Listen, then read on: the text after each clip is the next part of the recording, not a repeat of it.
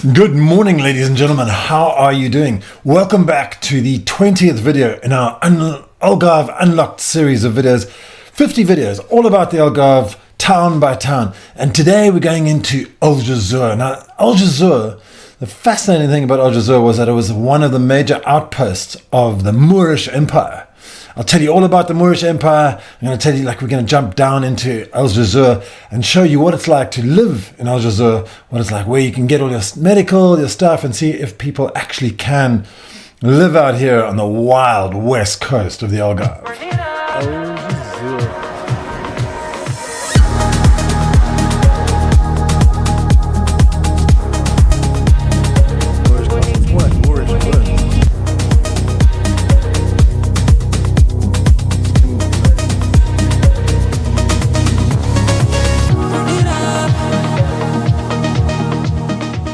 Quick Moorish history. The castle of Aljezur was built in the 10th century during the Moorish occupation of the Algarve.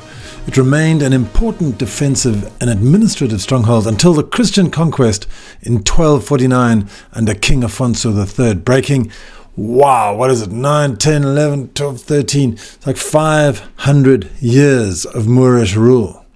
Local folklore tells of an enchanted Moorish princess who appears in Midsummer Nights, a story that blends history with pure Algarve magic. But let me tell you something about this. The name Aljezur is 100% Moorish. It comes from the Arabic Aljezur, meaning the islands, which are likely referring to small river islands that existed before the valley was silted in. Now, Aljezur's old town once had a thriving river port, and it was a proper port for the ocean, so ocean-going ships coming right in. And who would have thunk it? When you look at Aljezur today, you can't even see the stream here. But during the Moorish era and well into medieval Christian rule, boats sailed right into the valley, bringing goods and supplies to the castle above. But by the 1500s, the river had begun to silt up, and navigation became harder each year. By the 1600s, the port was practically abandoned, its waters too shallow for anything more than small local boats. Today, the old port lies completely inland, a quiet reminder of a time when the sea reached far deeper into Aljezur than it does now. But there's one more thing, and this third point is the Moorish Special Forces. Now, during the Moorish occupation, the Algarve was protected by elite Berber light cavalry and frontier scouts, fast, agile fighters trained in surveillance, ambush, and rapid communication. They were the Moors' closest equivalent to a special ops unit, stationed on high vantage points to guard the coast. And Ponta d'Atalaya, just west of here, was one of their key outposts. It was the perfect early warning position, overlooking the approaches to Aljezur. Look at Aljezur, Kat. My friend Kat came with me today. How's it going, Kat? Hello, very good. Are you enjoying a little bit of history today? Yes, a day off in Aljezur. You've got a day off. I got to work. Let's go and find some coffee in a bit, but let's check out this castle a bit.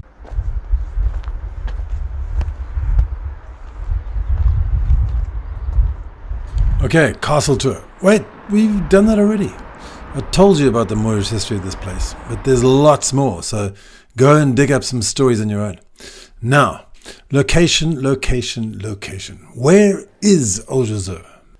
Many of you know that it's one of the most prominent towns in the Western Algarve, even though it's not the biggest, being home to 1,000 residents. Sagres is bigger, with a population of 1,800 residents. Aljezur is 1 hour 15 minutes drive along our A22 highway, which travels the width of the Algarve. Not quite, though, as the highway ends at Ben Safri, which forms part of the Algarve Unlocked series as well. So have a look at that town. It's quite fun. And it heads north along the N120 towards Aljezur. Trains stop at Lagos, so you'll have to find a taxi or a bus if you're relying on public transport. Vamos and Red Expressus both offer daily services to Aljezur. Taxis and Ubers are pretty easy to find. Just use Google Maps or their own apps. All right, location done. Let's go get coffee. Looks like a great place to run to. Yeah, you're like on top of the world. Exactly.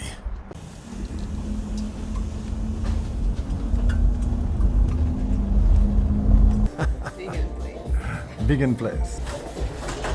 Obrigado. That's a very happy cat. She has found a vegan spot and she really enjoyed it. Apparently, every single restaurant in Portugal has to have a vegetarian dish by law. Just learnt that today. Now, these are the offices of the town council and the president, or the mayor in English, the president of the Câmara. The offices are at the entrance to the new town. Now, why did the town split?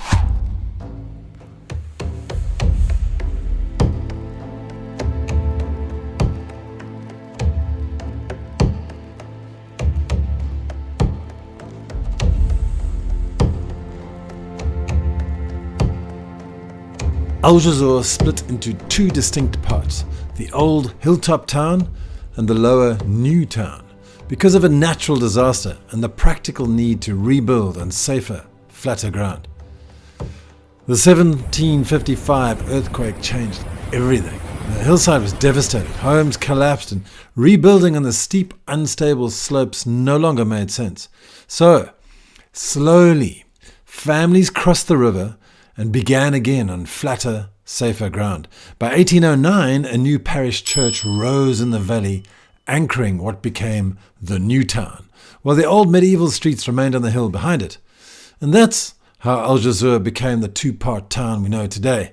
One rooted in ancient history, the other born from necessity and resilience. And if you notice the old town, you can see all the accommodation is clustered on the eastern slopes of the hill. And obviously that's because the weather comes in from the ocean and from the west, so they'll have more protection against the weather. All right, now let's have a chat with Anton, who actually lives here, and then we'll go through some important places around the town. Okay, so we're here with Anton, and he lives in or just outside Aljezur, right? In fact, I do, yeah. Algarve. Yes. Algarve. Okay, I don't know where that is. But, so what's it like living here? I mean, do you have to go to Lagos every day? Do you have to go to sort of Faro for medical? Or do you have everything that you need right here in the area? No, you've hit the nail on the head straight away. We are not exactly remote, but we are a little bit underfunded with certain facilities around here. Education is catered for. There is private international school and also public school. Private international school, what's it called? Sorry, Aljezur International School. Oh, okay, cool. Yeah. It's also near Algarve, in actual fact, so it's not in Aljezur itself. Yeah. We do have a Centre de Saúde, so a local health centre. And you find that's enough, huh? Well, no, not really. Yeah. For us, we have two children growing up. They've had issues, health issues, and we have spent most of our time driving up and down the A22 to either Faro or Portimão hospitals, both public and private. Mm-hmm. So health here can be a bit of an issue, and I certainly see it now with more senior aged people moving to this area. I see it in Villa de Bispo as well. I've just been there, made a video there, and they're also saying that health is an issue there. So it's a challenge. It's definitely a challenge, yeah. What about like day-to-day groceries and things like that, like stores and groceries? Obviously, you can get everything you want here, right? We can. About 5 years ago now, there was an Intermarché small size supermarket opened, and that really kind of provides for everything that you do need. It's incredibly expensive, this one here in Aljezur. Also been to other Intermarchés in other areas, and you can see a huge price difference. So I sense that they know they have a cornered market or a bit of a monopoly. They mark up. Yeah, I'm absolutely sure of it. Historically, though, this area has been kind of self-sufficient. Most of the people have been farmers, fishermen, and been able to have an horta, their own area for growing veggies and stuff. So people have been relatively independent. It's changed about 5 years ago with the arrival of the supermarket. People have changed shopping habits.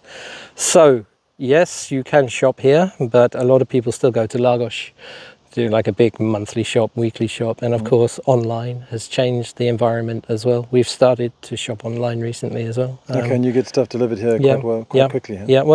Within, I think it's a 3-day turnaround. Nice. So that's definitely changing the dynamics of this area for sure, yeah. And what are the most amazing things about living here? I mean, obviously you've got the coast right here, and amazing surf and everything. Well, yeah, so I was a surfer back in the day, and I came here for a surfing holiday. 3 years later, I moved here. So I've fallen in love with the sheer nature of this place. I love being either in the water. These days I snorkel rather than surf. But just nature in itself. I love to mountain bike, ride motorbikes off in the What do you bush. see when you go down under the water? Snorkeling? Well, the visibility, I've also been a diving instructor, so I've dived many places of the world. The visibility isn't great over here, but there's plenty of fish. You know, there's Pargo, Sargo, Robalo, many other types, but nothing really exotic. Never seen a shark close up. I have seen dolphins very close up. Did you see the killer whales that cruise past? Not when you're snorkeling, hopefully. Yeah, not yet. I'll probably run the other way. I'll swim, fin the other way. Yeah. So how did your business come about? It came about because initially I moved here with an intention to start a surf school, but got an invitation within a few months of arriving to go back offshore. I used to work in the oil and gas industry, exploration work, and I got a phone call. So I went off and spent 8 years working away. And then the downturn of 2008 came around, and by then I'd had a wife, 2 kids, and a hefty mortgage. Yeah. So I had to start thinking outside of the box.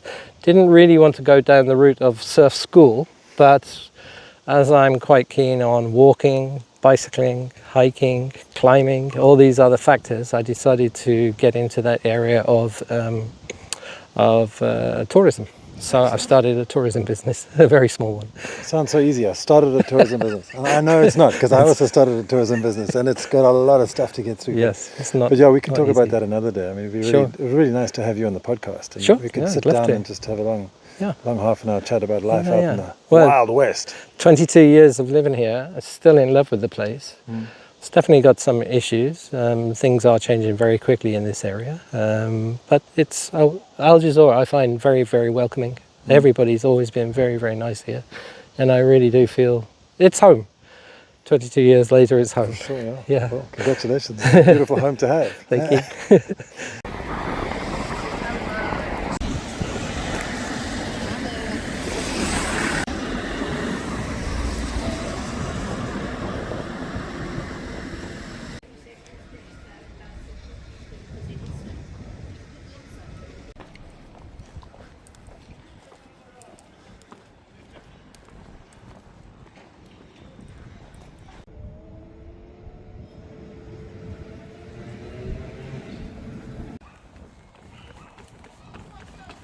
Ah, the wind is coming up.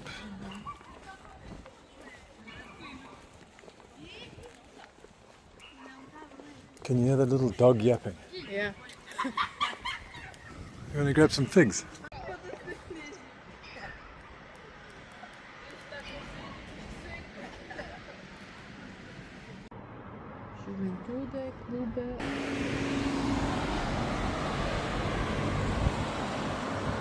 Now that you have a sense of the place from the sights and sounds we just heard, let's do a quick Google Earth place tour.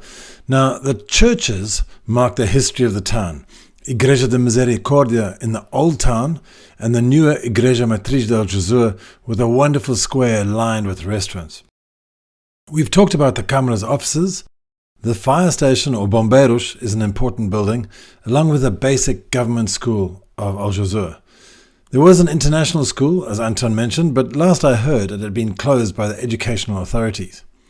There is a large building occupied by something called the DDEP, the Division of Economic Development and Planning. I'd love to know what they're up to, and you can go and research that if you wish. There is a youth club, which seems to be a football club, and out of town to the north lies the sports centre and public pool.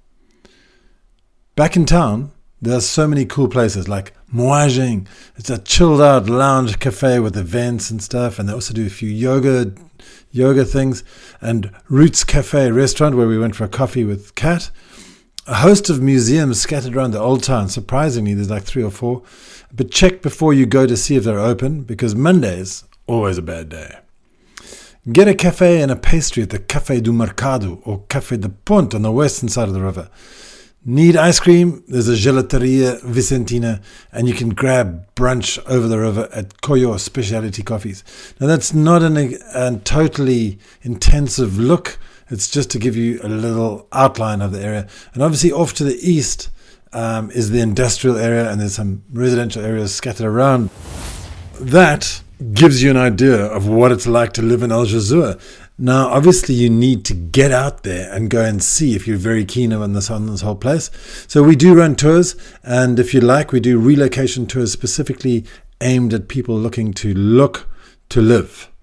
All right, so if you want to do that, get in touch. The links are following up now. And I'll see you next week, where we're going to go and visit Cavoeiro, which is the first town I ever lived in the Algarve back in 2001. So it's going to be a walk down memory lane, and I hope you enjoy it with me. See you next week.